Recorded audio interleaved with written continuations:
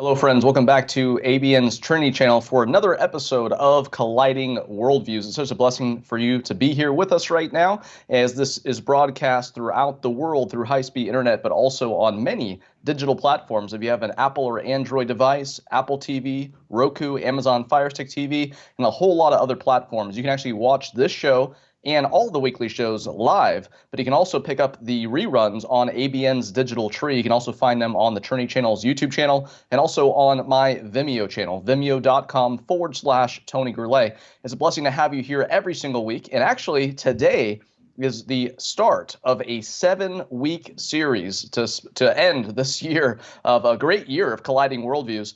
Today is day one of, again, 7 weeks between today and December 18th. Every single Monday, which is your regular Colliding Worldviews time, we are doing a 7-week series with Dr. J. Smith. And he is here with us right now. It's a blessing to have him back once again. He was just joining us in the second International Apologetics Marathon of 2017. Dr. Smith, it's great to have you back once again. Tony, thank you for having me. It's our blessing to have you here, and I know our viewers are really excited. You've been letting people know about it. We've been letting people know about it. So we know a lot of people are tuned in, and they will be tuned in for the next 6 weeks, we hope, because we are just starting this series today. I want to give our audience the topics that we're going to be covering. Today, we are doing why are there 2 compilations of the Qur'an? November 13th, what has happened to the 9 earliest Quranic manuscripts? November 20th, why are there 4 Islamic Qiblas? November 27th, what is the Andalusian problem? December 4th, why haven't we been told about the 2 periods of slave trade? December 11th, why are there 31 different Arabic Qurans today? And December 18th, to end it off, doesn't Islam have many historical problems? All these questions is what we are going to be answering today and the next 7 weeks. So it's a blessing to have you here. If you have friends who are Christians who want to reach out to Muslims, let them know about this series. Get the videos, YouTube channel, my Vimeo channel, and Dr. Smith is going to add them to his channels as well. So there's no excuse not to watch them, no excuse not to share them, but people need this information. Not only Christians who have a heart to reach Muslims with the gospel of the Lord Jesus Christ, but of course 1.6 billion Muslims in the world need this information as well, because they don't know this stuff. And it's such a blessing to have Dr. Smith here, who recently received his PhD in Islamic studies and of course, has been debating Muslims for many years at Speaker's Corner. And today, and again, the next 6 weeks, he will be here. Dr. Smith, what would you like to tell our audience just to start off this series and this particular topic that we're starting off with today? Thanks, Tony. Yeah. What we're going to be doing is starting with this book right here. We're going to be unpacking some of the real historical problems concerning how this book was put together. And today's topic is just that. How did they compile the Quran? What were some of the questions that we need to ask concerning what Islam has been telling us? What they've been telling us for 1,400 years, we now know is not for 14. It's more like 1,200 years. We're going to be unpacking some of what they claim, looking at how these are not historically viable, and asking questions about the man behind the book and also the book itself. So you want to get right into it, we can do that now, because I think we only have 1 hour, and it'd be great to unpack the compilation of the Quran. How did it begin? What do we know? And we have a whole lot of information that we're going to be sharing. I want to let our viewers know out there that, like the marathon shows and like our other weekly shows, you can call in. We do want to take callers during this 7-week series. But the thing is that when you call in and talk to one of our technicians, give them your name and then give them your question. We want to do that so that we don't get any rabbit trails, get taken off topic. But if you have any questions at all about the topic that we're talking about, then feel free to call in. The number's on the bottom of your screen. You can ask these questions to Dr. Smith, and he will answer them as best as he is able. But we're so thankful just to have you here. Dr. Smith, let's go ahead and go right into it. Well, let's go ahead and let's ask the question. Here's what Muslims claim, and this is what I've been hearing for 35 years of working with Islam. First and foremost, they claim that this book, this Qur'an that I have in my hand today, is eternal. It has never been It was never created. It exists on some eternal tablets that exist in heaven. And we get that from the Quran itself. In chapter 85, Surah 85, verse 22. It's very clear that this is derived from eternal tablets. So that's the first thing. It's eternal. Secondly, it was sent down over a period of 22 to 23 years between 610 and 632 to a man named Muhammad. For the first 12 years in Mecca, the next 10 years in Medina. That's their claim. Not our claim. That's their claims. That's claim number two. Number three, that though it was sent down during that period, it was not finished at that period. It was not compiled during his lifetime. It was first compiled immediately after his lifetime. So between 632 and 634. That's the first compilation, what they call the first recension. And then a second compilation, a second recension was compiled during the time of Uthman, the third caliph, around 652, but roughly 20 years after Muhammad's death. And then fourthly, the fourth claim is that this book that we have in our hands today is exactly the same as that which is in heaven, the eternal Quran, that which was sent down to Muhammad over that 22 to 23 year period, and that which was both compiled in 632 and in 652, the two different compilations. Now, we're not going to go through and unpack all of number 2 and 3. What we're going to do today is just look at those first two compilations. We're going to question what and the reason and why was this not written down. We're going to ask why it was not written down during Muhammad's time. But mostly, what was that first recension and what is the second recension?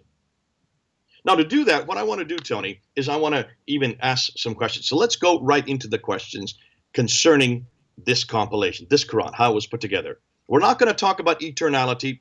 Listen, there's no way we can confront that or dispute it or prove it or in any way, shape, or form. It would waste our time. We're not going to even talk about whether it was sent down because, again, that's something that happened 1,400 years. If it did happen 1,400 years ago, we cannot disprove or prove it. We're just going to really talk about the last two suppositions, that it was compiled completely, first during the time of Abu Bakr, and secondly during the time of Uthman. That's what we're going to do, and that's what we're going to really confront today.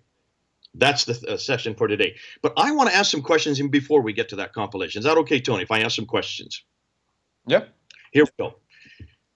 First and foremost, if God in his wisdom wanted to compile yet another revelation, we already have the Bible. We have both the Old and the New Testament in this book right here. And that has been compiled. We know it was compiled in Hebrew for the Old Testament, and it was compiled in Greek for the New Testament. No one really disputes that today. And therefore, it was then closed. We see that in the book of Revelation. That revelation is closed after the death and resurrection of Jesus. And of course, the New Testament is written down. So by the first century, there is no longer any need for any new revelation. Now, Muslims tell us that there was a need for yet a further revelation. That was the revelation that was given to the final, the greatest, the seal of all prophets. Now, let me ask some questions about that, Tony, real quickly. If this is the seal, the greatest of all prophets, I've got 4 problems right off the top.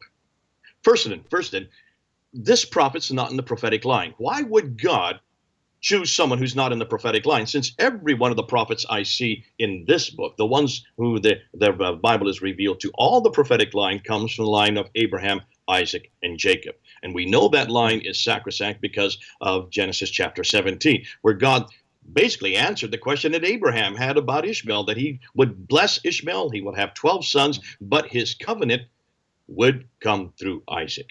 So every prophet that's in this book that is part of that prophetic line, including Jesus Christ.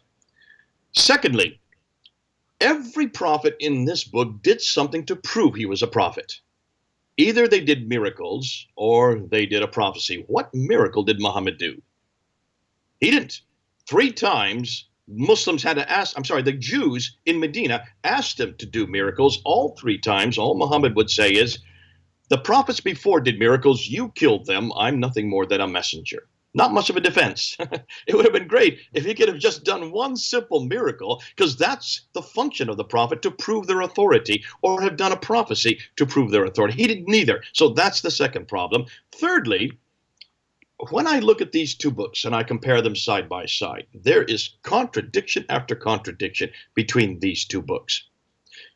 You can see right, left, and center, even the stories of the major characters, the biblical characters between these two books, the stories of Abraham, the story of Moses, the story, goodness sakes, the stories of Cain and Abel. So many of the stories just don't agree, and especially when we get to Jesus Christ. When you look at this book and you look at this book and you look and see what this book does with Jesus Christ, so many contradictions. Why would God give a revelation to a prophet, the greatest prophet, that completely contradicted everything he had done already in this book? And then fourthly, and this is probably the most difficult one for Muslims to answer, if Muhammad really is the prophet of God, then why in the world did he not know God's holy name? Every prophet knew that they came the name of Yahweh. Yahweh was the name that Moses needed before he went down to Egypt, before he went down to bring the Israelites back. He turned to God in Exodus chapter 3, verse 14 and 15, and asked God, what is your name? So when I go down there to bring the Israelites up, they will know what God I represent. And God gave the name at that time, and it was Yahweh. I am in English, or ego eimi, ha-on in Greek.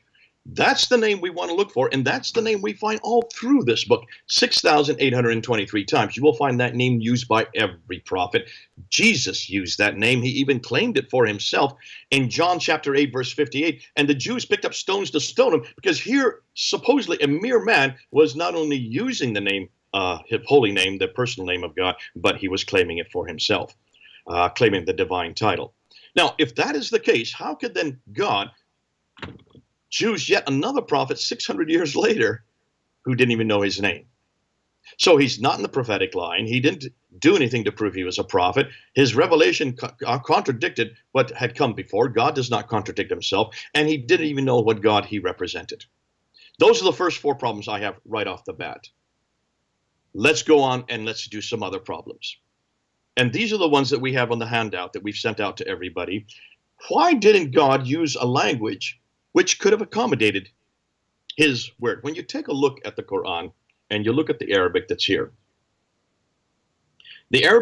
when you look at it, you will see it's easy to read today.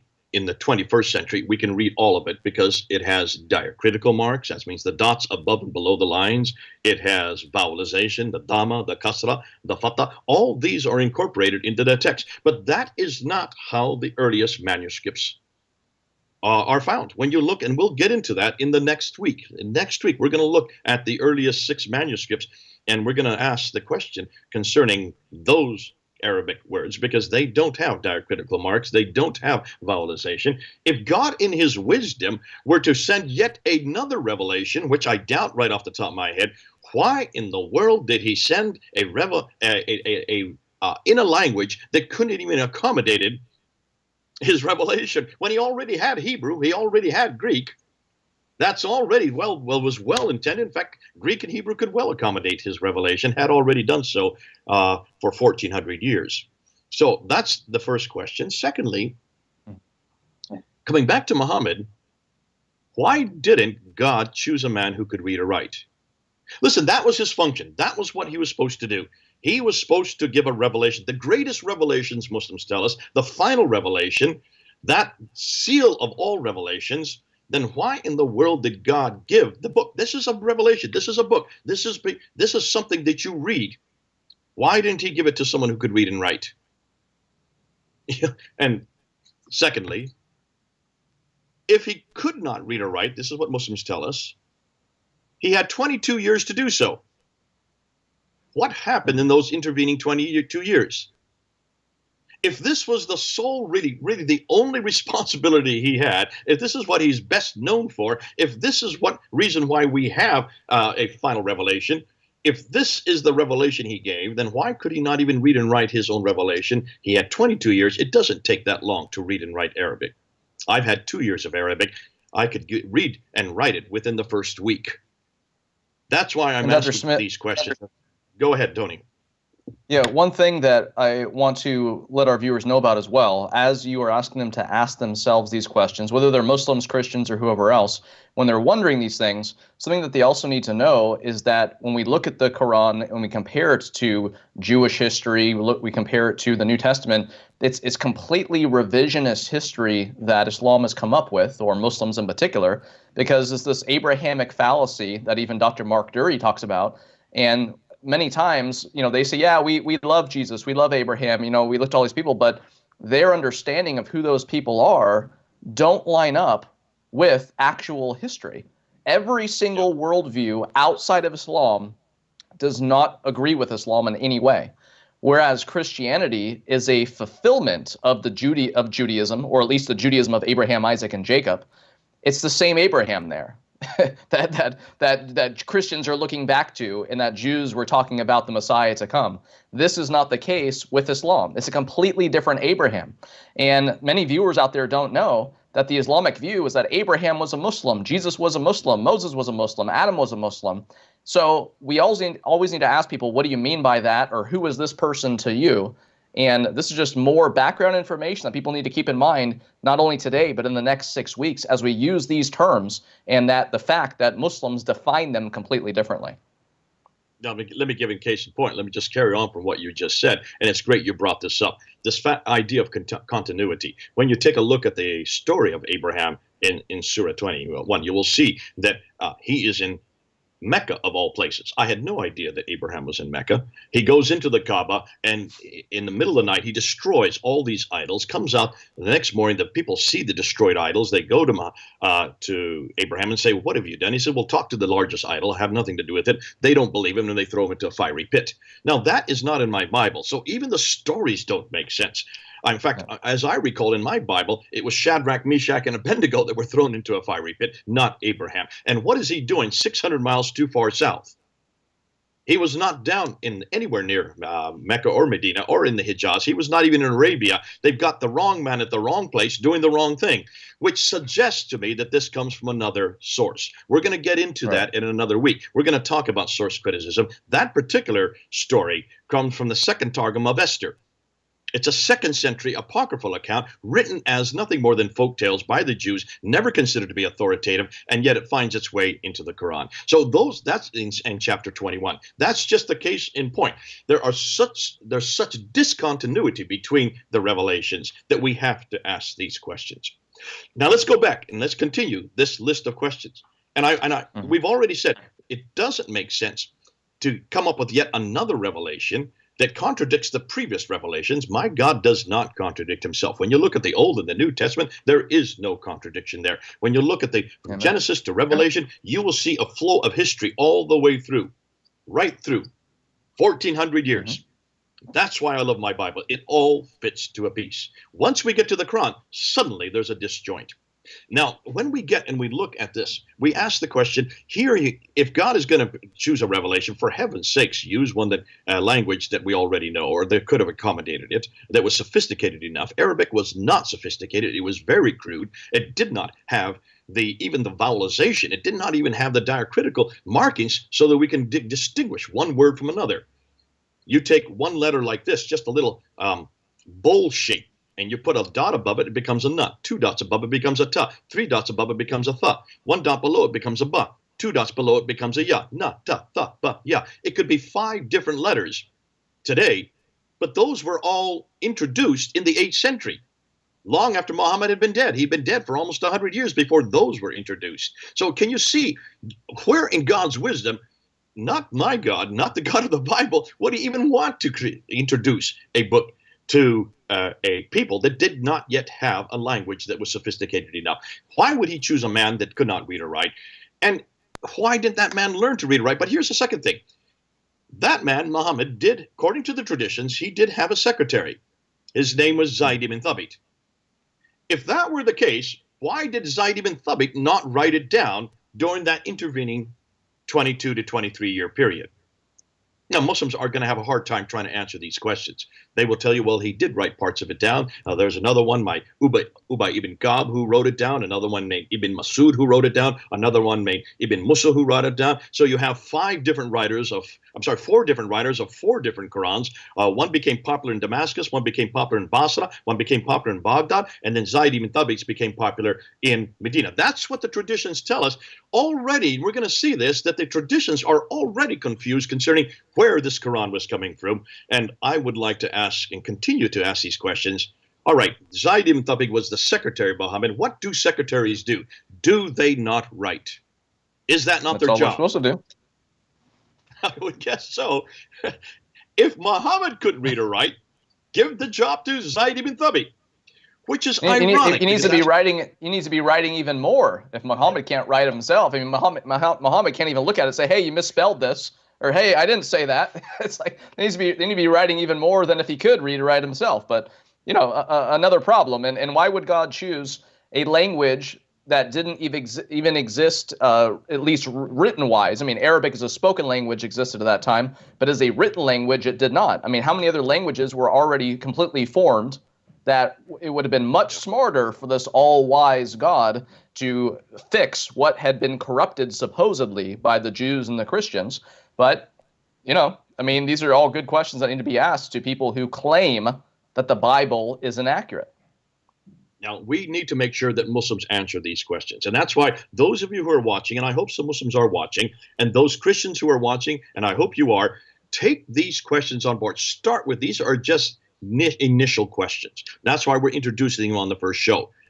Initially, we need to even ask, as Christians and Jews, those of us who already have a revelation, we know that the Jewish revelation, the Old Testament, is foundational to everything we believe. We do not throw the Old Testament out. We need the Old Testament. We need it not only to know what God was doing back in 1400 BC and all the way up until the time the Messiah came. We also need to know who God is, what he's like. We need to know how he interacts with his people. We need to know about all these prophecies, over 300 prophecies in the Old Testament that point to the fact that there is a Messiah, the Prince of Peace, who's going to come, who is going to die, yes, and he's going to be between two robbers. We even know how he's going to die, and we even know why he's going to die, because he's going to take on our sins. This is all in the Old Testament. We need all this to even know who this Jesus Christ is, who the Emmanuel is, God with us when he does arrive.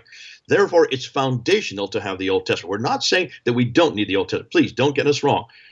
But once we do get Jesus, when God does enter time and space and then finally enters and does his mission, which is to die and rise again, once that happens, then you see everything has been fulfilled that was promised. Those 330 prophecies are all fulfilled in one man. Once that's fulfilled, there is no longer any need for any other revelation. That's why I've been asking Muslims for 35 years, why suddenly another revelation? And if it is another revelation, why in a language that could not even accommodate it? Remember, Arabic comes from the Nabatean language, the Nabatean script. The Nabateans did have a script, but the Arabs did not have that script. And that's why when we derive many of our words, in fact, the name like Allah is a Nabatean God. These are words, these are phrases that have come out of the Nabateans. But the Nabateans were not even in Mecca. They were 600 miles further north. They were way up in Petra. Now, we're going to talk about that in a few weeks. It all will come together in about 3 or 4 weeks. But nonetheless, let's just stick with this problem here. We're going to have a break in a few minutes, but after we come back from the break, Tony, what I want to do is then go to the actual reference point of how this book was compiled. We're going to go to Al-Bukhari. We're going to go to volume 6. We're going to go to 2 hadith. These are the only 2 hadith that show us the picture. This is what the Muslims are claiming because this is what their revelation, not the revelation, sorry, their traditions tell us how the Quran was compiled. And Tony, when we come back from the break, it's going to be fun because what I want to do, now we've opened up the real can of words. Now we're going to actually look at their texts. We're going to look at their traditions, and then we're going to ask them some disturbing questions concerning what Al-Bukhari said. Okay, let's do that, and we'll come back. But I'll give it over to you, Tony, for now. We have some sources that we will be showing on our screen, so make sure that, again, you're getting these videos and sharing them with other people, because if you haven't seen hadith sources, which again is something that Muslims look to. A Sunni Muslim, and Sunnis are about 90% of the 1.6 billion Muslims in the world. They're Sunnis because they follow the Sunnah, or they claim to, and they're following the Quran, which is again supposedly an eternal book that came from tablets through Jibril or Gabriel, the angel, and it was given to Muhammad. But then also the hadith that Dr. Smith just mentioned, those are the sayings of Muhammad, things that Muhammad said and did and approved and disapproved of. And then, of course, we also have the Sirah literature, which are the biographies of Muhammad. The Sirah and the Hadith, that is the Sunnah. That's the example of Muhammad himself, which, again, the Islamic claim is that he is the perfect man of all time, the perfect Muslim of all time, which is a very dangerous claim to make, especially if you haven't looked at the sources and see what they say. But these Hadith that we're going to be showing you when we come back from the break and talking about, this is what Muslims are supposed to be looking to. But that's something to keep in mind, though, too, is that Islam, for the most part, is really about orthopraxy more than orthodoxy. There are a ton of Muslims throughout the world who pray 5 times a day. They fast during the month of Ramadan. They try to make a trip to Mecca for the Hajj. They give money to charity. They say the Shahada to become a Muslim, all that stuff. But it's more about practice and trying to do enough good deeds to make up for your bad and that kind of thing. It's more about just how you live your life than actually what you believe. So sometimes, as you'll hear in this series, Christians are looking to the sources more than many Muslims do themselves. So we want to get you knowledgeable about this stuff so that you can have it in the back of your mind when you go and reach out to Muslims. And again, we as Christians are the only hope that Muslims have. If we don't share the gospel with Muslims, well, who is going to? No one's going to. So we hope that this 7-week series better equips you and builds your confidence to reach out to Muslims. And we're going to take a short break. We'll be back in just a couple of minutes with more Colliding Worldviews. Starting November 6th and lasting each Monday until December 18th, Colliding Worldviews will have a special 7-week series with Dr. J. Smith, hosted by Tony Gurule. Several topics will be covered in this historical critique series. Such topics include the 2 compilations of the Qur'an, the 6 earliest Quranic manuscripts, the 4 Qiblas, the Andalusian problem with Dr. Daniel Gnostic, the 2 slave trades, the 31 Arabic Qur'ans, and the historical problems with Islam. Tune in to the Trinity channel every Monday at 4:30 p.m. Eastern and 1:30 p.m. Pacific Time from November 6th through December 18th for the special End of the Year series. Now in the palm of your hand is the updated ABN SAD app, so you can now watch all the programs, shows, and channels in different languages. You can download the app in the App Store related to your device. Once downloaded, you will see 6 different categories within the ABN SAT app. The first category being the English category, which includes 18 different channels. The Arabic category includes 31 channels. The Worship category has 5 channels. The Discipleship category includes 5 channels as well. For more information, please call the numbers on your screen or visit our website at trinitychannel.com.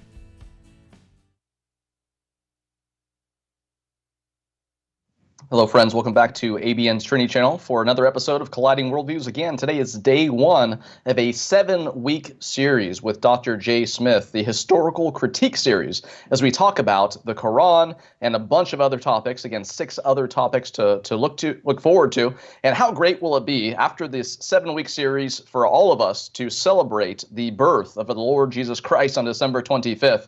And we want to encourage you Christians out there, give you a lot of tips and tools, and build your confidence to reach out to Muslims around you. Now, a lot of people love our international apologetics marathons. Apologetics is when we defend our faith. This 7-week series is more about polemics and critiquing another faith. And that's what we're going to be doing, is doing polemics and critiquing the Islamic worldview, the Quran, which is supposedly the eternal word of Allah, and then, of course, Muhammad himself, and even the Hadith. And that's what we're going to now. Dr. Smith, again, it's great to have you here. And we have some pictures of Sahih al-Bukhari, which is the most highly esteemed Hadith collection amongst Sunni Muslims. Again, about 90% of the 1.6 billion Muslims in the world. Yeah, while they're putting up there, while you're putting it up on the screen, let me give some background to what we're looking at. The Quran doesn't say how it was put together. It's very piecemeal. Very much, a lot of the Quran is difficult to read for those who have even tried in English, let alone in Arabic. But what we do know is that in order to know how it was compiled, since that's the subject for today's talk, we need to go back to the sayings of the Prophet, the hadith. Now remember, these did not exist. These hadith did not exist during Muhammad's lifetime. They didn't even exist during the century that Muhammad lived. The hadith were first compiled by al-Bukhari. He is the first to actually create a compilation of what we know as hadith. You're correct. There were other compilations of his biography written by Ibn Hisham, Ibn Ishaq, and al-Waqidi. Those come, well, Ibn Ishaq is 765. We don't have any of his material. We're dependent on Ibn Hisham, who takes what he likes and throws away what he doesn't, and he died in 833. So that's 200 years after Muhammad died. We get the first material on Muhammad's life. That's rather odd. We're going to talk more about that in other segments. And then we get al-Waqidi, who writes about 5 years after Ibn Hisham. When the hadith start getting to compile as a genre, that was first done by al-Bukhari, and he dies in 870. So we're talking about 240 years after Muhammad's death, we finally get someone writing down his sayings, which means Bukhari never knew Muhammad. He was living 200 years after Muhammad. So he was not there in the century Muhammad lived, nor did he ever even live where Muhammad lived. He lived in Bukhara, which is up in north of Iran today. What's interesting, this is the story that goes, he was given 600,000 of these sayings, these akhbars. And he whittled them down all the way down to around 7,400, 7,397 to be exact. So he threw out 98% of it and only kept 2%. So all we have is that 2% to look at. And it's in that 2%, there are 9 volumes in that 2%. In the 6th volume, hadith number 509 and 510 is the most is the most comprehensive reference point on how the Quran was put together. And that's what we're going to look at today. So this is the best we've got. We have nothing better. And that's the problem. And Muslims have not resolved that. Nonetheless, since it's the best we've got, let's take a look at it. So let's put it up there on the screen. And let's look at, starting with chapter 6, hadith number 509. There you can see. And we see it there. We're not going to read the whole thing down. It'll take too long. Just look at the red underlined parts. Now notice we have the Arabic and the English. We're putting them side by side. This is the translation of the Arabic written by Ibn Hisham in the late 9th century. And he says, narrated by Zayd ibn Thabit. So this is the secretary of Muhammad that we were just talking about before the break. He is the one that's narrating this. And he says that Abu Bakr sent for him. That means Zayd ibn Thabit.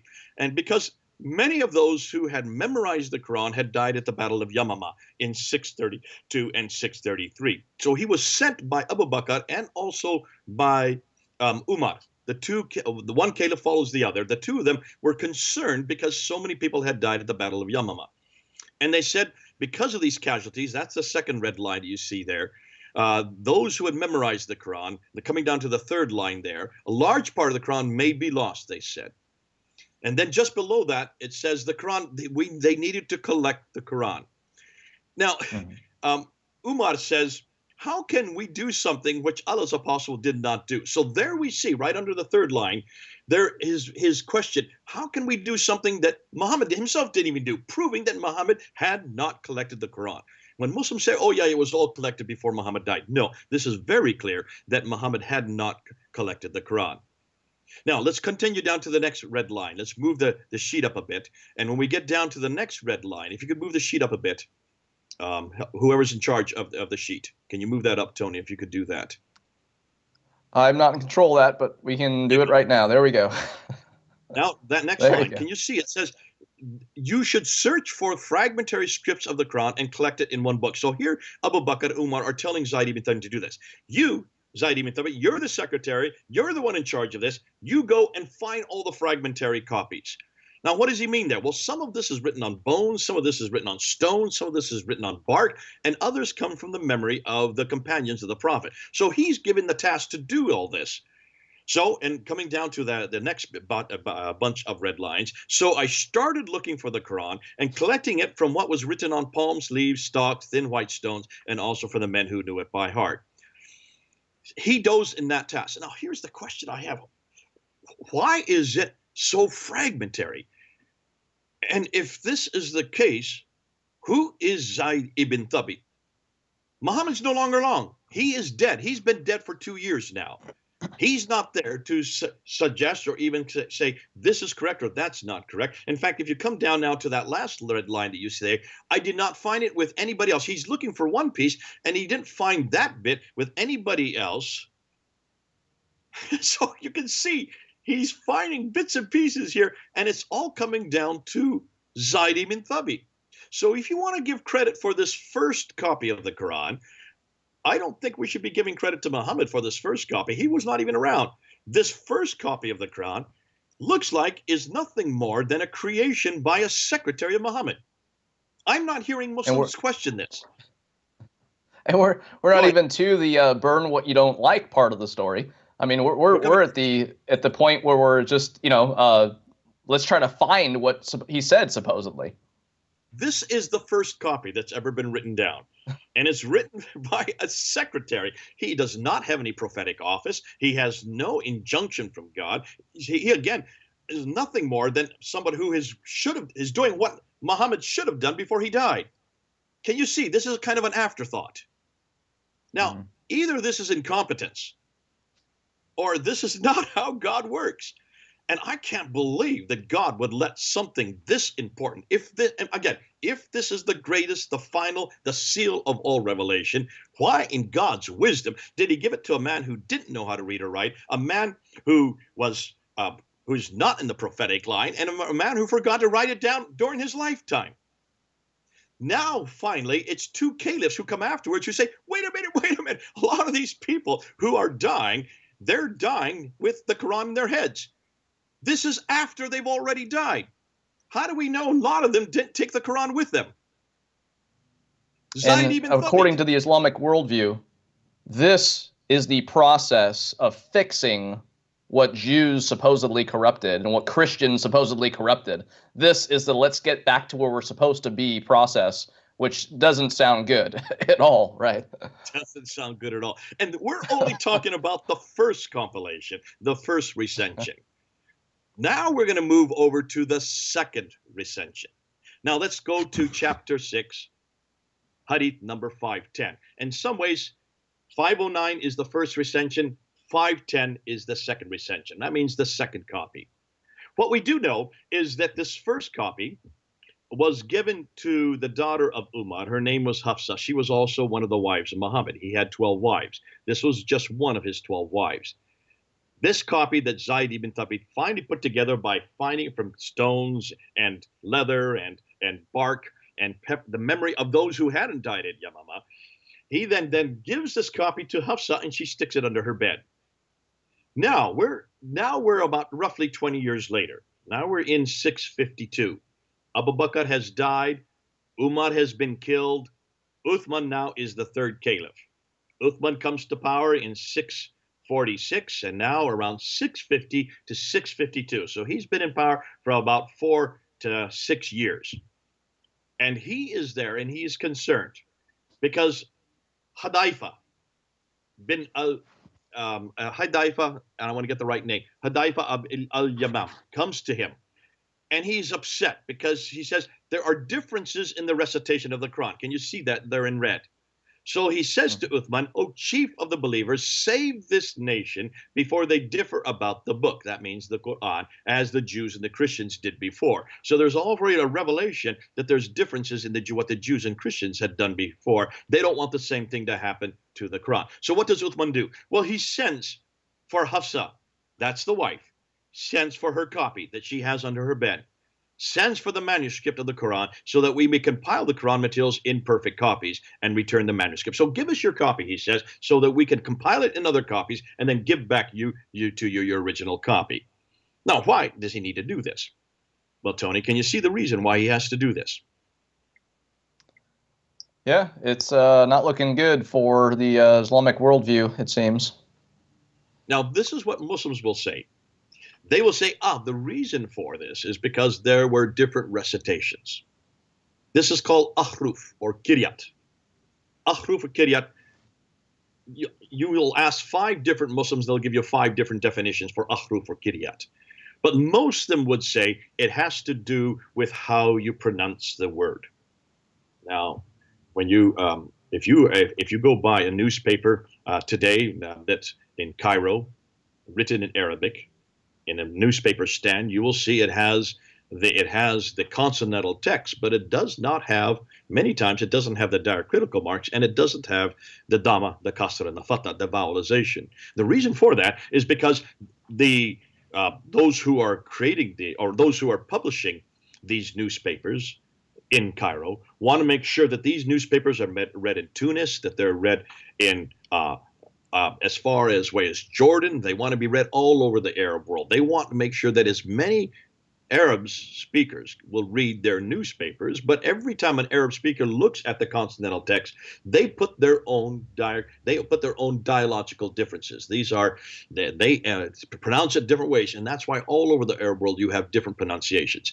This is what supposedly was the problem with this text, and I'm hearing Muslims tell me that's why you needed a final text, because of the different pronunciations. There were 7 supposedly of these ahruf adding existence. Well, here's the problem. Okay, so that well enough. The difficulty is, how can you have dialogical differences without diacritical marks, without vowelization? As we said before the break, there was no vowelization in the 7th century. There are no diacritical marks on any of the earliest manuscripts. When we look at them next week, you will see none of the manuscripts have any of these dialogical differences. It's just the consonantal text. That's all they were. So why in the world would you want to write a new one if you've already got the original one? If you've already got the consonantal text in place, as we've been told, ahruf and kiryat make no sense. Now that's for Arabic speakers. Go ahead, Tony. So staying with this frame of thought, I mean, if this is the actual story, they would have to conclude, or they would have to basically admit or claim, I guess, that Muslims were pronouncing the consonantal text differently. Absolutely. Who cares how you pronounce it? It's still written the same way. The razm doesn't change. So whether you're a Tunisian or an Algerian or an Egyptian or an Arab from Jordan or from Syria, you still read the same razm, the same consonantal text. You reading it, put in your own pronunciation. So why am I asking? I'm asking that, why in the world would you need to have a whole new recension if this was the problem? Obviously, this is, look and see the date that this is written down. We've said this is the late 9th century.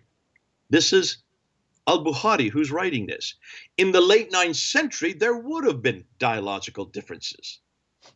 So this is pretty much showing that whoever wrote Al-Bukhari, if it was Al-Bukhari, whoever's writing this down is not aware of the fact of their own history of the Arabic text. They're not even aware of how the Arabic text evolved. I'm going to leave that for Muslims to decide. I'm not going to sit here and spend any more time on this. Just to bring it up, it's a problem for Arabic-speaking Muslims. Let's move on now, and let's go back to that sheet, and let's bring up what we see next. So what he says is, write it in the Qurayshi dialect.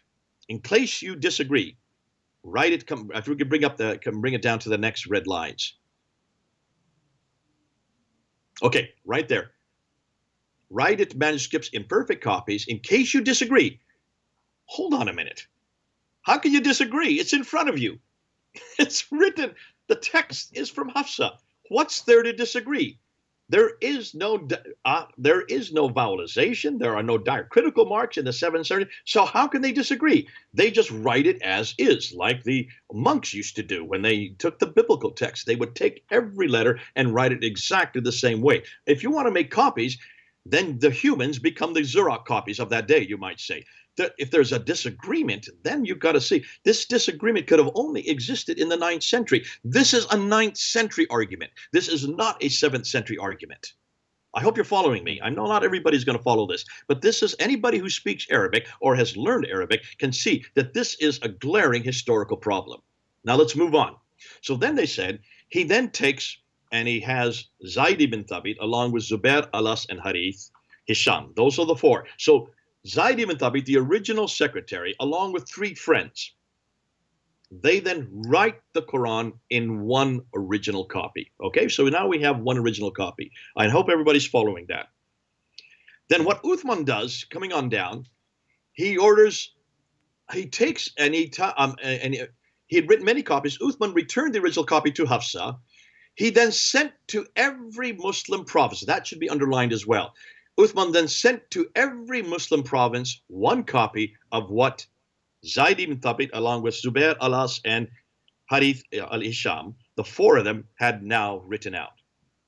Now, Tony, most people don't know how many provinces there were at the time of Uthman. In fact, for many years, I remember having back when I was studying this at the University of London at the School of Oriental and African Studies under Dr. Hawting, this came up in class. And of course, at that time, he said, well, we do know that there were four copies. And so the four copies he's talking about are the copy that went to Zayd ibn Thabit, the one that went to Ubay ibn Ka'b, the one by Ibn Masud, Ibn Musa, which comes out in the traditions much later from what they call the four metropolitan codices. The assumption was, back in the 1990s, when I was studying here at the University of London, there were only four copies, because those are the four copies. That's a wrong assumption. That's not what it's saying here. Read it again. To every province.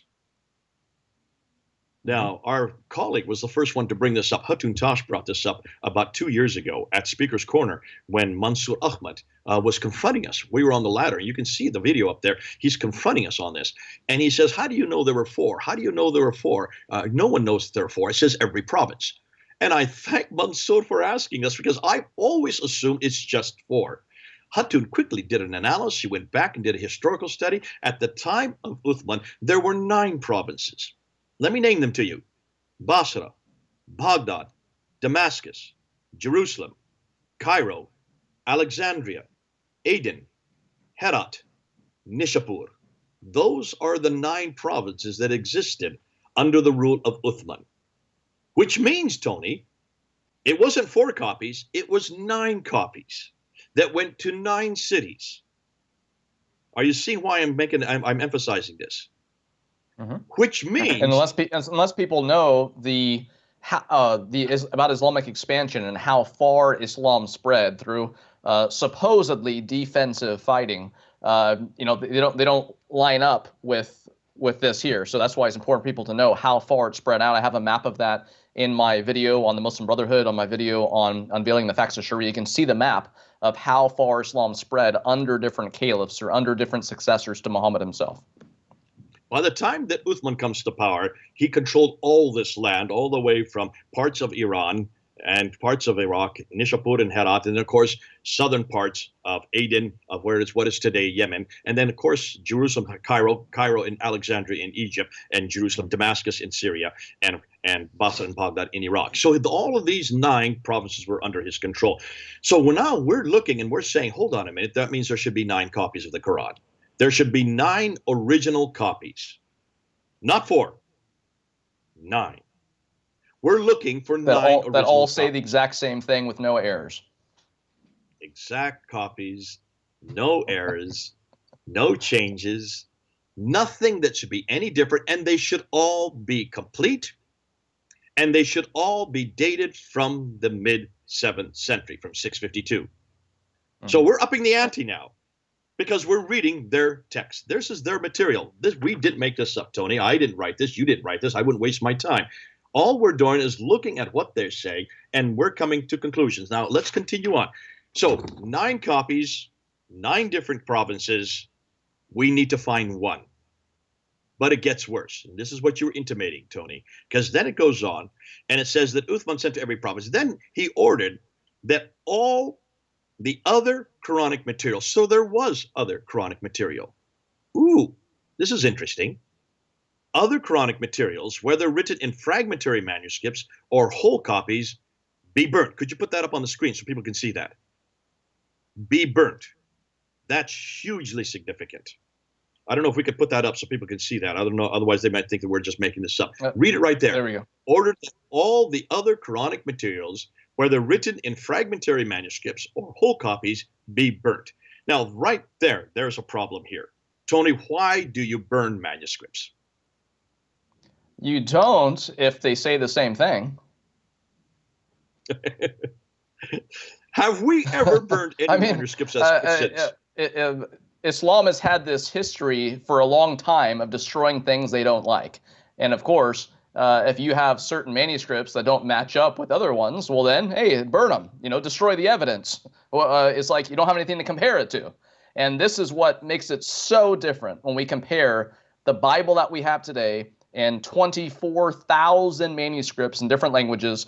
If you look at a footnotes in your Bible, it lets you know, hey, some manuscripts don't have this.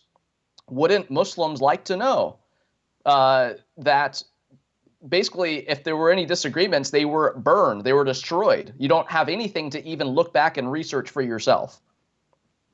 Tony, we don't burn our manuscripts. There's no reason why we would burn our manuscripts. You say 24,000, that's true. 5,300 Greek manuscripts, 10,000 Latin Vulgates, 9,000 in other languages, roughly 24,000, and still increasing. We have 19,800 in 11 different languages. If we had wanted to corrupt it or change it or delete it or accrete it or do any type of manipulation to the text, we'd have to go to every one of those 24,000 manuscripts. We'd have to go to the 19,800 in all 11 languages, change every one of them so they all agreed, and no one know about it. Now talk about a conspiracy. When Muslims say we have corrupted or changed it, I'd like them to answer this one right here. We do know that in the 300 AD, Diocletian burnt Bible manuscripts, but he was a Roman. The Romans burned our manuscripts, but Christians never burned manuscripts. That's why we have such a treasure trove still lasting today. Remember, I'm asking now Muslims, explain this to me. Why would Uthman burn these manuscripts unless they all disagreed? Unless there was a multiplicity of Qur'ans that did not agree. That's why he had to bring these four men together. That's why they had to take Hafsa's copy. That's why they had to recopy it. That's why they had to, if there were any disagreements, listen, these were not dialogical disagreements. These were not diacritical disagreements. Those didn't even exist in the 7th century. These are wholesale disagreements. These are razm, consonantal text disagreements. And these were existing at this time. Now, I'm just taking this on board. Remember, next week, I'm going to destroy everything I've said today because we're going to go and ask the historical questions. We're not only reading from within the traditions, and already we're finding problem after problem after problem. You do not burn manuscripts unless you want to destroy the evidence. See, I want to know why they destroyed them, and I also want to see where the manuscripts they did burn. I want to look at them to see why they were different. Obviously, there were many Qur'ans at this time. Obviously, there were many competing different recensions. We only know of two so far, one by Abu Bakr and one by Uthman. Now remember, these are caliphs that are giving authority to these two recensions. Between Abu Bakr and between Uthman, you have two completely different copies of which they don't agree. Even the caliphs couldn't control their own Quran. Now that either says incompetence or that this is all being made up as we go along. Regardless of what it is, this is hugely damaging for Islam. This is hugely damaging for anybody that wants to say the Quran is eternal, that it was sent down, that it was compiled completely during the time of Uthman, and that it has never been changed. Now, what we're going to do, and this is what we're going to ask, and this is going to lead us into the next segments that we're going to be doing next week, the week after. I still want to find 9 manuscripts. Listen, this should not be difficult for Muslims to find 9 manuscripts. Outside of Jerusalem, every one of those cities is still under the control of Islam. For 1,400 years, they've controlled those cities. They've controlled those provinces. We don't know of any wholesale damage or wars or fires or floods that would have destroyed these manuscripts. There's no excuse not to have those 4 manuscripts. When you come to London, if you come to London, we can take you down to the British Library, and there in the British Library is the entire New Testament, the Sinaiticus that's from the 4th century. That is 300 years before the time period we're talking about today. The entire New Testament. You can get another copy down in the Vatican in Rome from the 4th century. Right next to the Sinaiticus is the Alexandrinus. The Alexandrinus is both the Old and the New Testament from the 5th century. That is 200 years from the time period we're talking about today. We can now find 365 manuscripts of the New Testament, either complete or partial, from before the 6th century. That's 100 years before the time period we're looking at today. If we could come up with 365 manuscripts from the same area of the world, all of which were preserved during the time of persecution. Remember, for the first 300 years, the church was persecuted. They had to sequester their manuscripts. They had to hide them. They had to remain under the radar. Many of the manuscripts were destroyed in 300 AD. If still we can come up with 365 that predate the Quran by 300 to 200 years, why in the world cannot Muslims come up with one? That's all we're asking with. We're asking for one, and they should have 9. Okay? That's a good lead-in to what we're going to do next week. Now, let's just review very quickly. I see we're almost out of time. Can I just quickly review, Tony? Please go ahead. Okay, we've got the first problem, and that is, why would God need a further revelation? Secondly, why would he choose someone who's not in the prophetic line, did nothing to prove he was a prophet? His material completely contradicted what had come earlier. God doesn't contradict himself, and didn't even know what God he represented. Why would God choose someone who didn't even know who he was? Sixthly, why would then he choose someone or choose a language that could not even accommodate his revelation, like he had done earlier? He had Hebrew and Greek. Why didn't he just continue using Hebrew and Greek? Why would he use a language that was so new, so crude, so rude, that it could not accommodate something as sophisticated as God's holy word? Seventhly, why did he choose a man who couldn't read or write? Eighthly, why didn't that man, if he couldn't read or write, learn to read or write? He had 23 years to do so. Ninthly, he had a man who was there who could read or write, his secretary. What was the job of that secretary if it wasn't to write down the most important revelation that God had ever given in the history of mankind? So according to what Muslims tell us, he should have written that down. Shame on him for not doing so. And then 10thly, why in the world did Abu Bakr and Umar not get it written down immediately and preserve it, make copies at that time? Why did they make the 9 copies that Uthman then had to do 20 years later? And finally, number 11, when Uthman finally did get the Quran put together, finally wrote it down, had Zayd ibn Thabit, Zubair, Alas, and Harith al-Hisham, the 4 of them, rewrite the Quran, send it out to 9 provinces. Why in the world can't we find those 9?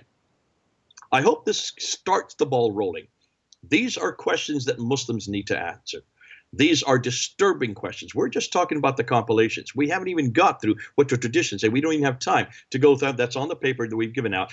All the different, one tradition after another, saying that parts were lost, parts were stolen, others were canceled, some were eaten by sheep. We don't even have time to get into that, Tony. But can you see, these are absolutely disturbing questions. This cannot be a book from God. God would not make this kind of mistakes, and he would not give it to such incompetent people. Well, I know people are really excited, Dr. Smith, because we're going to ask another 6 weeks of hard questions. And Muslims throughout the world are leaving Islam faster than people want to admit. And it's not only because they're finding out about what the primary sources actually say, and Muslims who are actually looking to the earliest biography of Muhammad and the Hadith and seeing what his life was actually like and comparing that with his claim that he was the perfect man and the perfect Muslim. No. And we have people who are leaving because of that. We have people who are leaving because Jesus, the true Jesus, is visiting Muslims in dreams. So you got Muslims leaving because of that. And then, of course, we have Christians throughout the world who love Muslims because they're people made in the image of God, and they share the gospel with them. And, you know, many Muslims are just the gospel away from leaving Islam. And when a Muslim leaves Islam, well, that's great. I mean, if ISIS put down their guns tomorrow and said, hey, we're going to become moderate now or nominal, that would be great. That'd make this world a better place. But at the end of the day, it'd only make it a better place to go to hell from, because everyone's going to die. Everyone's going to stand before God, and Muslims need the gospel. And Dr. Smith, you've said to yourself, when you ask Muslims over there at Speaker's Corner, hey, what do you think of Christians? What do they say? They say shy, timid, knows little, and can defend little. And unfortunately, the best Christian minds, which used to be Christian, there's just been this polarization between the head and the heart, become more about piety than about being a good thinker and all of that stuff. And we as Christians need to be able to defend the Christian faith, but also to critique other faiths, especially when they are these different lies, and Islam is just one of them. So Dr. Smith, what would you like to say in a closing statement in this first week of the 7-week series? Well, we're already doing a comparison between these two books. And we've seen pretty clearly which is the bigger, the better book. I keep it bigger for a reason, so you know which is the better, in my opinion, symbolically. When we ask the same question about how the Bible was compiled, goodness sakes, we don't have near the problems that Islam has.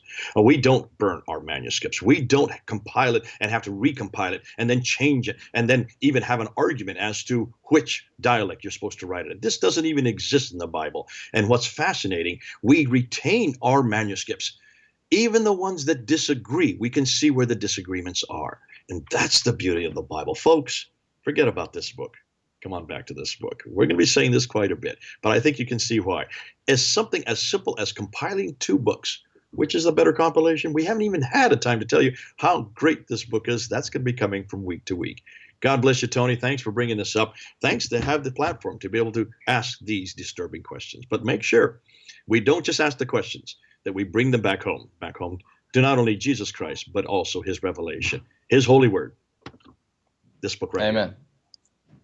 Dr. Smith, thank you so much for being on. We look forward to seeing you again next week and again 5 weeks after that. And to our viewers out there, we hope that you come back and join us every single week for this great series as well. As you can tell, a whole lot of information here, information that people throughout the world need, especially Muslims. But most importantly, again, the gospel is the power of God into salvation, not this hard-hitting evidence about Islamic sources, which people do need to know about, but the gospel, that Jesus Christ is Lord, that he is the eternal Son of God incarnate. He lived a perfect, sinless life. He kept the law of Moses. He fulfilled it, and also raised the bar even higher, which no one can keep because we've all sinned against a holy God. Jesus, the Lord, died on the cross. He rose from the dead 3 days later in glory.